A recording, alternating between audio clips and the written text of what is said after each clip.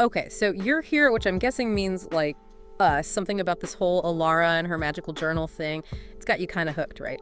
And, it's interesting because when you look at the source material, it starts out almost like a fairy tale, very whimsical. Oh, totally.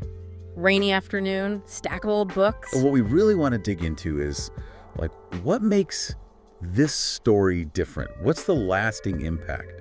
Because, spoiler alert, it's way more than just cute crafting. Right. And that's where Elara herself comes in. They describe her like she could make a trip to the grocery store feel inspiring.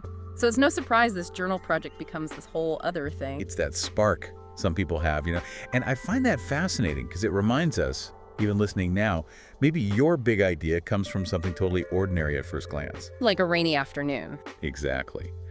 So let's break down Elara's process. She starts with this old book. Yeah.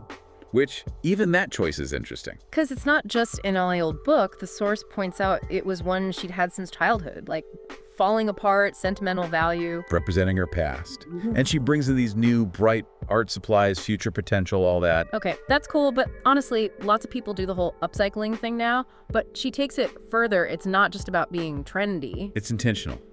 Because she could have just slapped some paint on it, called it a day. But she keeps certain pages for the original book, things with meaning, quotes, old letters. Oh, like she's curating it. Exactly. She's merging her past and future selves in this journal. Which, listeners, I gotta ask, what would your old materials be? What's that say about you? Whoa. Okay, deep. But she doesn't stop there. It's poetry, it's personal reflections. She even sticks in ticket stubs from like a concert she went to. Creating this tangible timeline, not just of events, but her emotions, her growth. And this, research backs this up. Journaling, it's powerful stuff. Helps process your emotions, reduces stress. Some studies even say it helps with physical health, too. And I feel like for Elara, it unlocks something. Because the source talks about how she starts experiencing this newfound self-love, mindfulness, all these positive changes. Which weren't there before. It explicitly says that. So it's not just the act of writing. It's the act of engaging with herself on this deep level. And then comes the really cool part. She can't keep it to herself. That's how powerful it is. Exactly. She starts these workshops, right? And I love that it mentions it wasn't some fancy monetized thing at first. It was literally, hey neighbors, want to make art with me and talk feelings? And it snowballs. People from all walks of life in her town are suddenly doing this. Which speaks to a bigger thing, right?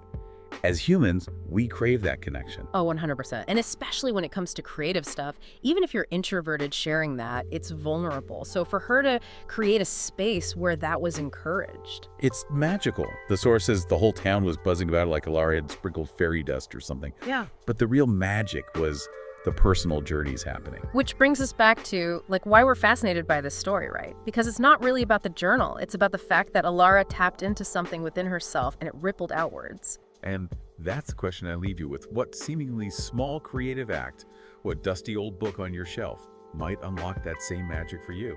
Think on that.